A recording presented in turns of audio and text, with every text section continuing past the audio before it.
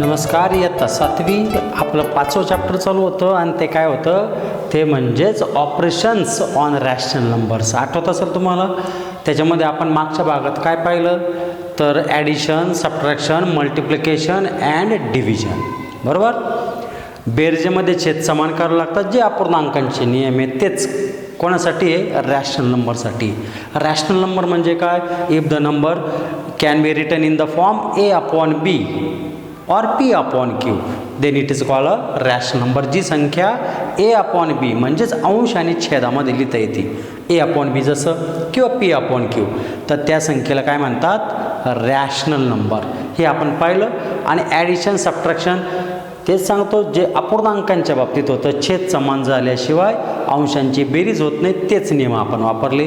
आणि गुणाकार भागाकारामध्ये छेद समान करत नाही. गुणाकारामध्ये अंशाचा गुणाकार अंशामध्ये, छेदाचा गुणाकार छेदामध्ये छेद समान करत नाही. आणि भागाकाराच्या वेळेस आपण काय शिकलो का मल्टिप्लिकेटिव्ह इनव्हर्सनी गुणतात. भागाकार म्हणजे पहिल्या संख्येला दुसऱ्या संख्येच्या रेसिप्रोकल पण म्हणतात त्याला, रेसिप्रोकलने गुणणे किंवा मल्टिप्लिकेटिव्ह इनव्हर्सने गुणणे. तर हे आपण पाहिलं. पूर्णांकयुक्त अपूर्णांक पण त्याच्यामध्ये होते. आता पुढचा भाग आहे numbers in between rational numbers. आपल्याला 2 किंवा 3 जे असेल त्या रॅशनल नंबर दिलेल्या असतील तर त्याच्यामध्ये किती संख्या आहे आपल्याला ते शोधायचं आहे. जसं समजा मी तुम्हाला विचारलं 3 आणि 4च्या मध्ये किती संख्या आहे तर तुम्हाला असं वाटेल की एकही संख्या नाही आहे. तेच मी म्हटलं 3.0 आणि 4.0 याच्यामध्ये किती संख्या आहे तर मध्ये पहा 3.0च्या नंतर 3.1 3.2 या पद्धतीच्या संख्या आहे का नाही. शेवटी 4.0 आहे म्हणजे 9 संख्या सापडतील. मग त्याच पद्धतीने जर आपण असं पाहिलं तर 2 संख्यांच्या मध्ये किती संख्या आहे तर पहिल्या वेळेस आपल्याला एकही संख्या वाटत नाही. पण तेच जर आपण पॉईंटमध्ये लिहिलं म्हणजेच 3.0 4.0 तर इथं 9 संख्या झाल्या. त्याच समजा मी 3.00 आणि 4.00 म्हटलं तर मात्र अजून संख्या वाढतील. म्हणजेच 3.00 नंतर 3.01 3.02 या हिशोबाने 99 संख्या वाढतील. तेच मी 3.000 म्हटलं तर अजून संख्या वाढतील. म्हणजेच याचा अर्थ काय 2 संख्यांच्या दरम्यान असंख्य संख्या राहतात. कोणत्या पण 2 संख्यांच्या दरम्यान.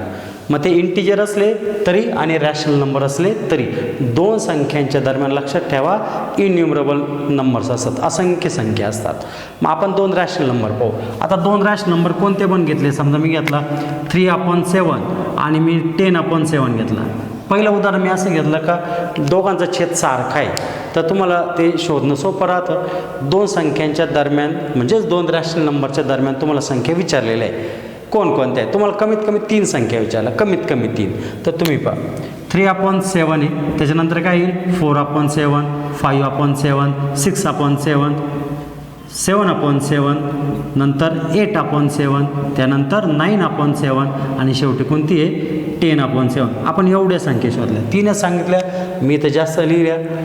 म्हणजे 2 संख्यांच्या दरम्यान या संख्या आहे 2 रॅशनल नंबरच्या दरम्यान.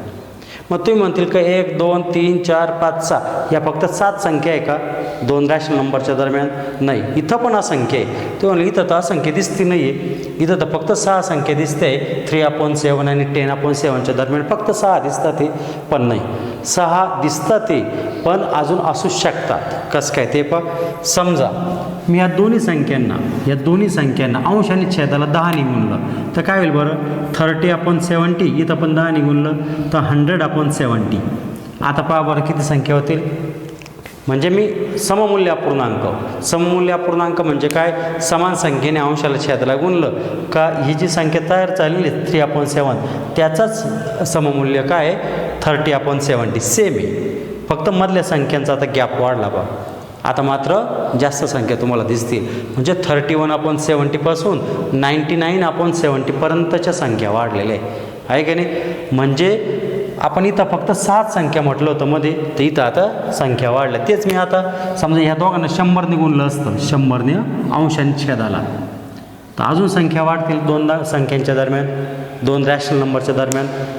मग या पद्धतीने काय करायचं जेव्हा आपल्याला 2 रॅशनल नंबर दिलेले असतील आणि त्यांच्यामधल्या आपल्याला 3 संख्या शोधायच्या आहे. तर 3 आपण काढू शकतो कशा पण, म्हणजेच आपण समान संख्येने गुणून. पण जर तुम्हाला विचारलं किती संख्या आहे 2 संख्या रॅशनल नंबरच्या दरम्यान, तर लक्षात ठेवा 2 रॅशनल नंबरच्या दरम्यान असंख्य संख्या असतात. असंख्य म्हणजे इन्युमरेबल असतात. फक्त काय करतो आपण, समान संख्येने अंशाने छेदाला गुणायचं. आता या ठिकाणी छेद समान होता, समजा छेद समान नसतात तर आपण ते उदाहरण पाहू. समजा या ठिकाणी छेद समान नाही आहे आणि तुम्हाला विचारलं या दोघांच्या दरम्यान किती संख्या आहे, तर संख्या तर असंख्य आहे, त्याच्यात काय वाद नाही. 2 संख्यांच्या दरम्यान असंख्य संख्या आहे, पण छेद समान असेल तर हा एक नियम. छेद समान पाहिजे, तर छेद समान आहे का, छेद समान नाही आहे. मग छेद समान करायचं आणि छेद समान करण्याची पद्धत सांगितली मागच्या तासाला. पण बेरीज वजाबाकीमध्ये आपण छेद समान करतो त्याच पद्धतीने. छेदांचा लसावी पाहायचा, 7 आणि 9चा पाडा म्हणायचा. या दोघांच्या पाड्यामध्ये जी पहिली संख्या असेल तेवढं छेद करायचा. या दोघांचा पाडा म्हटलं तर 7 9 63 हा हेच येणार आहे. आणि म्हणून मी काय करतो, पहिल्या अपूर्णांकाला म्हणजेच रॅशनल नंबरनं 9ने मल्टिप्लाय केला, दुसऱ्या रॅशनल नंबरला मी 7ने मल्टिप्लाय केला. तर काय होईल बरं, 27/63 आणि या ठिकाणी 70/63. आणि विचार केला मध्ये संख्या किती, आपल्याला 3च समजा संख्या शोधायला लावलेल्या आहे. तर 27 नंतर 28/63, 29/63, 30/63 या 3 लिहू शकतो आपण. पण अजून असंख्य राहू शकतात. परत 10ने गुणलं तर परत अजून वाढतील, परत 100ने गुणलं तर अजून वाढतील. मग या पद्धतीने छेद समान नसेल तर छेद समान करायचा आणि त्या दरम्यानच्या रॅशनल नंबर शोधायच्या. आपण एक्झरसाईजमधलं एखादं उदाहरण पाहू. आता एक्झरसाईजमधले 2 प्रश्न घेतले मी. याच्यामध्ये पण आपल्याला त्या 2 संख्यांच्या दरम्यानच्या 3 रॅशनल नंबर शोधायचे, फक्त 3.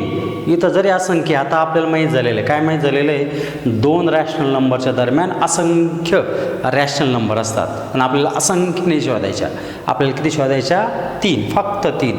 इथं पण आणि या ठिकाणी पण. इथं छेद समान आहे, इथं छेद समान नाही आहे, दोन्ही प्रकार पाहू आपण.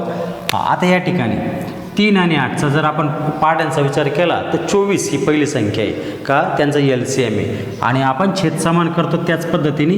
पहिल्या अपूर्णांकाला मी 3ने मल्टिप्लाय केलं म्हणजेच रॅशनल नंबरला, आणि दुसऱ्या रॅशनल नंबरला मी कितीने गुणलं, 8ने मल्टिप्लाय केलं. हे का करायचं, डिनोमिनेटर सेम आणण्यासाठी. 7 21/24 आणि या ठिकाणी 8×45 -40/24. छेद समान झाला. आणि छेद समान झाल्यानंतर तुम्हाला काय माहीत पाहिजे अजून, धन ऋणाच्या बाबतीत. धन ऋणाच्या बाबतीत हे माहीत पाहिजे का धनसंख्या ही कधी पण ऋणसंख्येपेक्षा मोठी असते.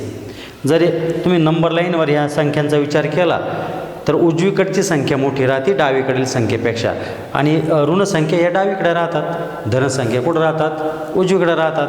म्हणजे याच्यामध्ये 21/24 ही मोठी संख्या आहे आणि -40/24 ही लहान संख्या आहे. तुम्हाला पहिल्यांदा लहान मोठेपणा पण माहीत पाहिजे.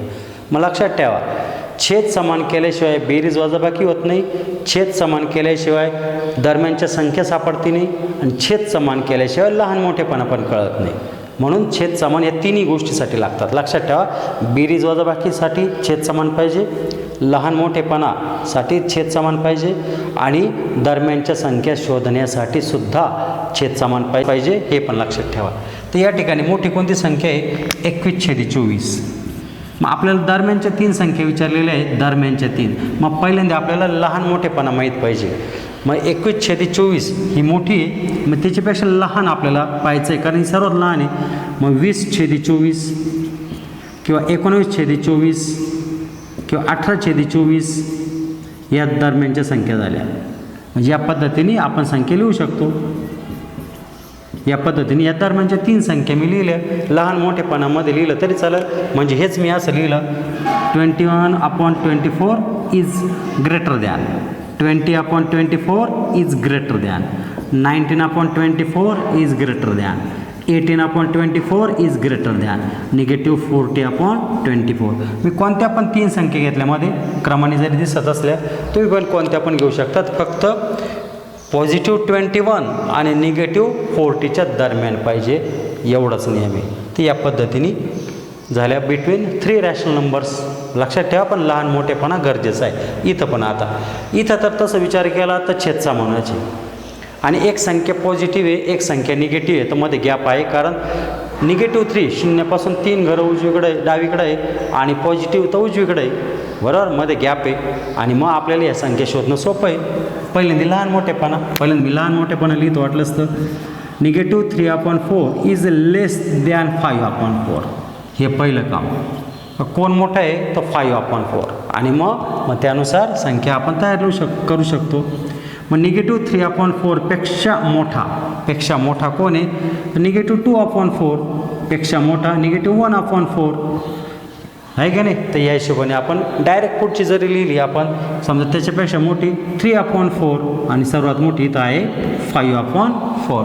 तर या पद्धतीने 3 संख्या मी दरम्यानच्या लिहिल्या, कारण 3च विचारल्या होत्या आणि या पद्धतीने आपण तयार करू शकतो. आणि हा टॉपिक काय होता? Numbers in between rational numbers. आता जो पुढचा टॉपिक आहे तो पुढचा टॉपिक आहे रॅशनल नंबरचं डेसिमलमध्ये रूपांतर करणं. आणि हे लक्षात ठेवा, कोणती पण रॅशनल नंबर ही डेसिमलमध्ये लिहिता येतेच, हे नीट लक्षात ठेवा. कोणती पण रॅशनल नंबर असू द्या, तिचा डेसिमल फॉर्म तयार होतोच. आणि महत्त्वाचं, काही तर छेद लहान असू द्या किंवा मोठा असू द्या, छेद कसाही असू द्या, छेदाने अंशाला भाग देऊन डेसिमल फॉर्म तयार करायचं, हे लक्षात ठेवा. आता या ठिकाणी पहा 13/4 आहे, तर याचा अर्थ काय का 13ला कितीने भाग द्यायचा? 4ने. फक्त एवढंच लक्षात ठेवा का बाकी शून्य, याची काळजी घ्यायची. जर एखाद्या ठिकाणी असं होऊ शकतं का बाकी शून्य येणार नाही, मग जर ज्या ठिकाणी बाकी शून्य येत नाही तिथं लक्षात ठेवा एखादाच अंक डबल येत राहतो किंवा अंकांचा गट डबल येतो, त्याला रिकरिंग नंबर म्हणतात. मग तसं उदाहरण असेल तर तेव्हा आपण ते पाहू. आता हे उदाहरण का 13/4 का 13ला 4ने भाग दिला तर काय होईल बरं? 4×3=12, 1 उरला.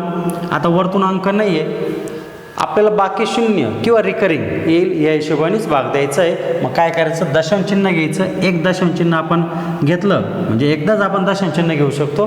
तर 1 0 आपण त्या दिलेल्या म्हणजे जी बाकी असेल त्याच्यावर लिहू शकतो. दशांश चिन्ह घेऊन आपण काय करतो?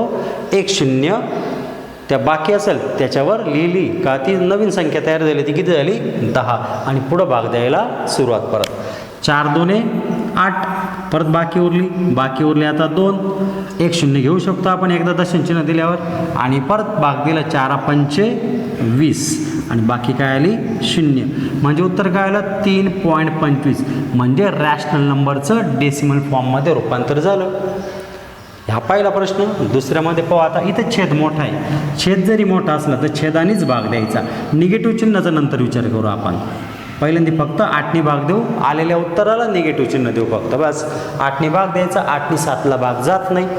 जेव्हा भाग जात नाही म्हणजेच अंश लहान आहे छेद मोठा आहे त्यावेळेस 0 पॉईंट घ्यायचा. 0 आणि पॉईंट घेऊन 7वर 0 लिहायचा, म्हणजेच 70 तयार होतील. आणि आपण पॉईंट म्हणजे उत्तर पॉईंटमध्येच येणार आहे, 0 पॉईंटमध्येच येणार आहे. जेव्हा अंश लहान असेल आणि छेद मोठा असेल त्या येणारं उत्तर हे 0 पॉईंटमध्येच येणार आहे.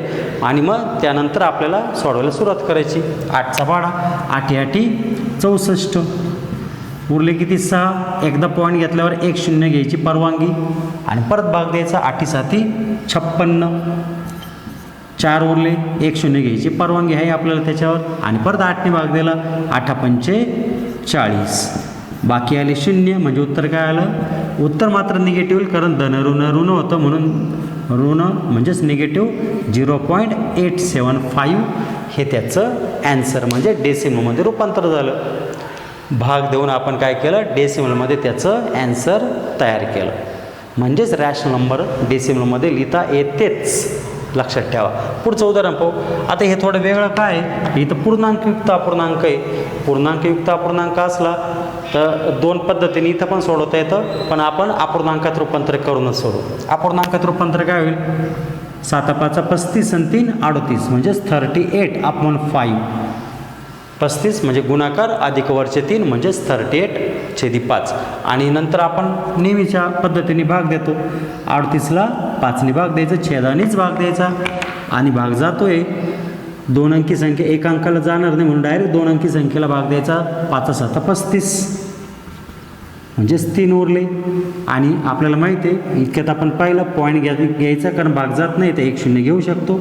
5 6 30 आणि बाकी काय आली? 0. म्हणजेच उत्तर काय आलं याचं? 7.6 हे त्याचं ॲन्सर आलं 7.6.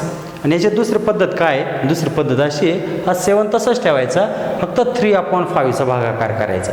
3/5 तो 0.6च येईल, हां तो सेपरेट केला तरी चालेल.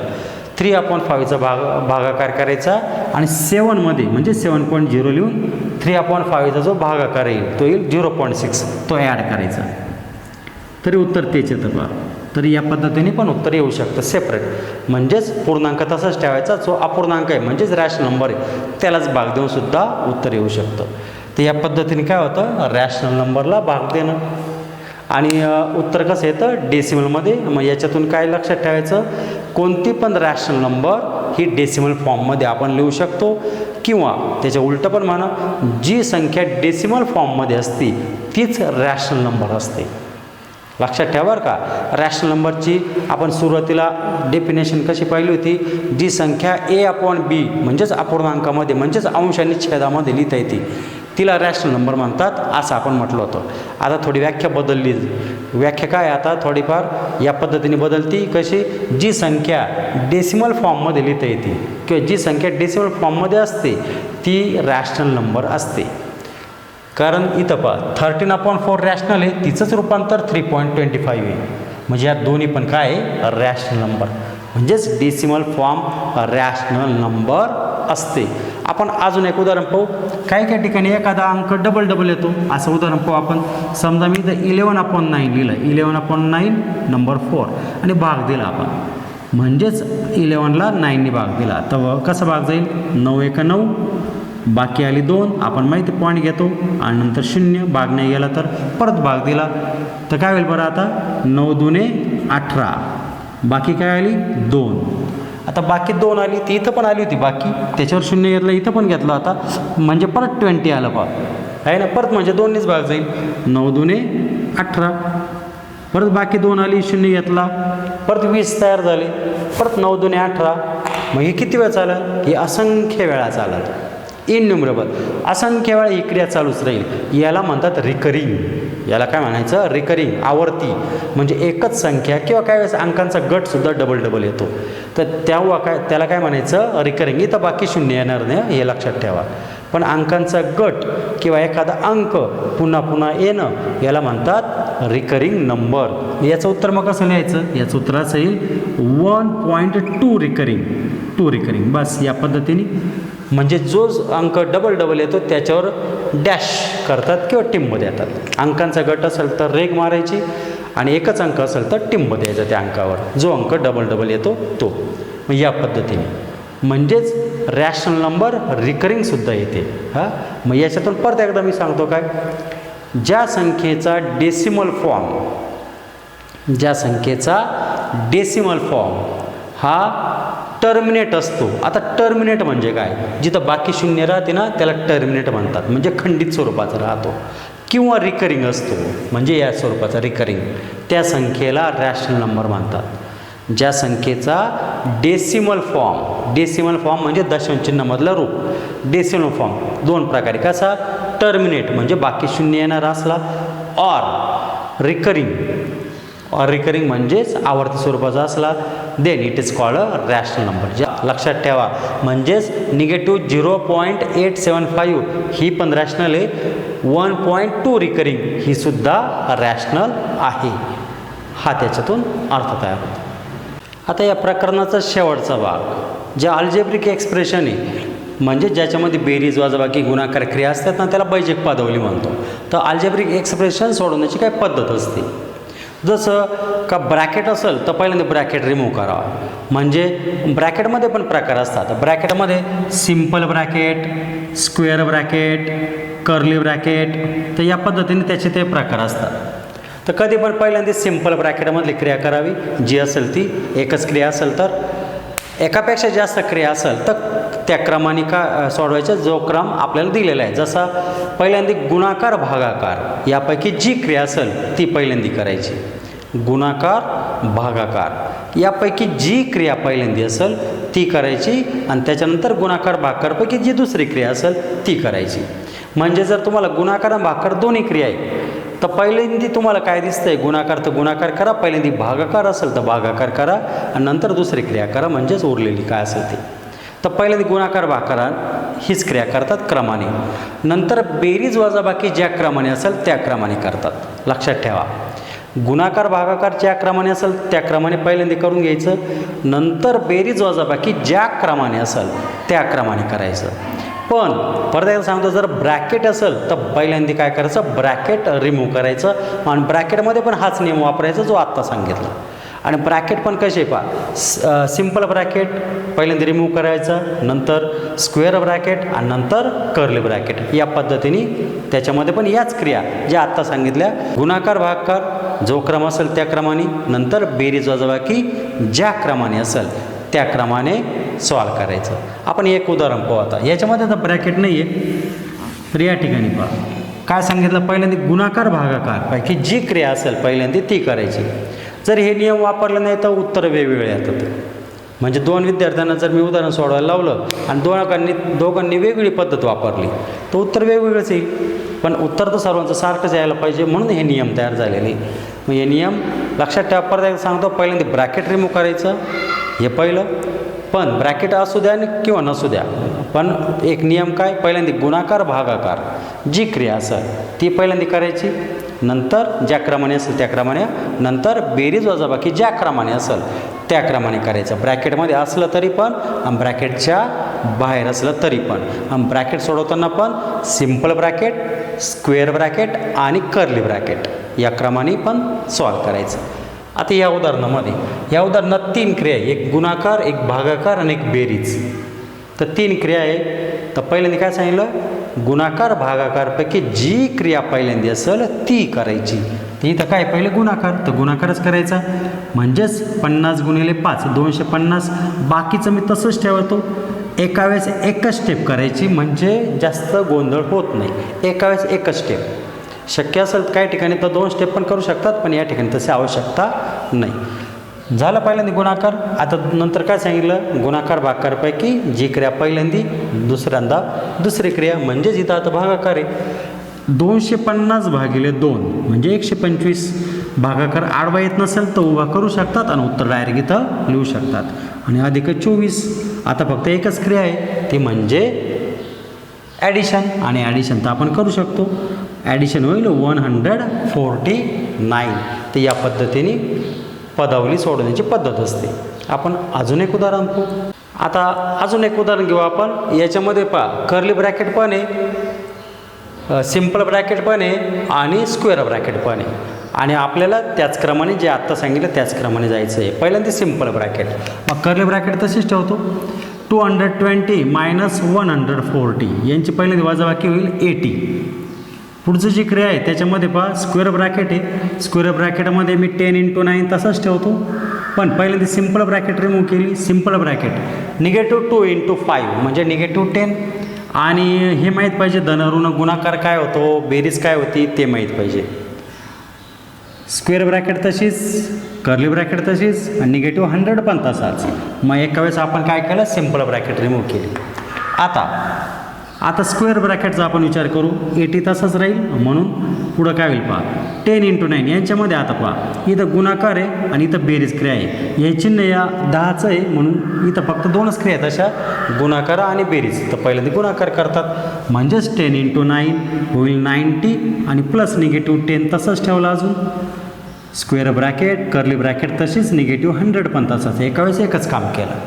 आता जेव्हा सिम्पल ब्रॅकेटमधलं काम केलं तेव्हा ती ब्रॅकेट रिमूव्ह झाली. फक्त इथं निगेटिव्ह चिन्ह असल्यामुळं ते ब्रॅकेट तसेच ठेवावं लागले. आणि नंतर जेव्हा आपण स्क्वेअर ब्रॅकेटमधलं काम पूर्ण करणार तेव्हा स्क्वेअर ब्रॅकेट पण रिमूव्ह होईल. ज्या ब्रॅकेटमधलं आपण काम पूर्ण करतो ती ब्रॅकेट रिमूव्ह करायची. हे लक्षात ठेवा. आता या ठिकाणी 80 तसंच राहील. आता हा जो स्क्वेअर ब्रॅकेट आहे त्याच्यामधलं काम आपल्याला पूर्ण करायचं आहे, म्हणजेच 90 प्लस -10 किती होईल, 80. धन ऋण आहे, वजाबाकी होईल आणि मोठ्या संख्येचं चिन्ह. 90 मधून 10 गेले 80, पण 90चं चिन्ह पॉझिटिव्ह आहे म्हणून 80 हा पॉझिटिव्ह आहे. आणि मग हे ब्रॅकेट रिमूव्ह झाली, स्क्वेअर ब्रॅकेट, बाहेर निगेटिव्ह 100 तासाची. आता कर्ली ब्रॅकेट पण रिमूव्ह होईल, 80 + 80 160 - 100 आणि शेवटी सबट्रॅक्शन आहे तर वजाबाकी आपल्याला येते. 160 मधून 100 गेले 60. तर या पद्धतीने ही पदावली. तर याच पद्धतीची उदाहरणं तुम्ही सोडवा, एक्झरसाइज पूर्ण करा. पुढच्या तासाला आपण पुढचं चॅप्टर पाहू.